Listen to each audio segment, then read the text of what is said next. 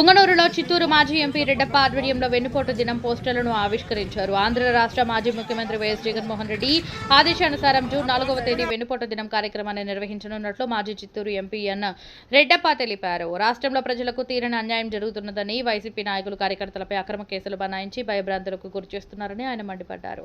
చంద్రబాబు నాయుడు ఇచ్చిన హామీలను నెరవేర్చకపోవడం పట్ల ఆయన ఆగ్రహం వ్యక్తం చేశారు. పుంగనూరు నియోజకవర్గ స్థాయిలో జూన్ 4వ తేదీ జరిగే వెన్నుపోటు దినం కార్యక్రమాన్ని విజయవంతం చేయాలని ఆయన కోరారు.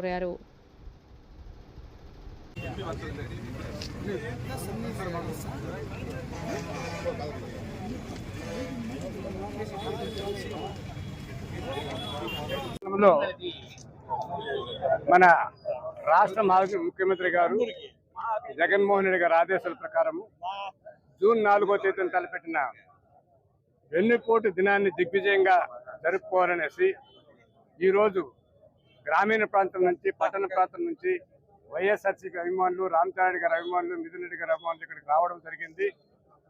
మేము రేపు సంబంధిత అధికారులు కూడా రిప్రజెంటేషన్ ఇస్తాము. 4వ తేదీ పర్మిషన్ కావాలనేసి. కాబట్టి 4వ తేదీ పెట్టిన కార్యక్రమాన్ని అందరూ జయప్రదం చేయాలనేసి పోలీసు రాజ్యంగా ఇప్పుడు అందరూ కూడా చెప్పుకుంటున్నారు. పోలీసులు తప్పితే ఇంక ఏరే పరిపాలన ఏం జరగడం లేదు.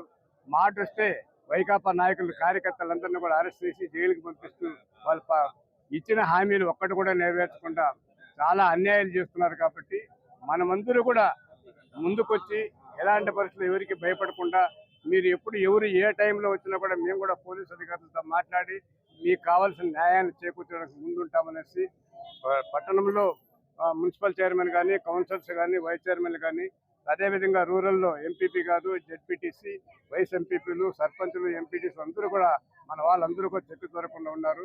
మనమందరూ ఐకమత్యంగా ఉండి పోరాడి రామచంద్ర ఆదేశాల ప్రకారం పార్టీని బలోపేతం చేయడానికి మనమందరూ కంకణబద్ధులు కావాలనేసి మీకు అందరికీ విన్నవించుకుంటున్నాం. జై జగన్.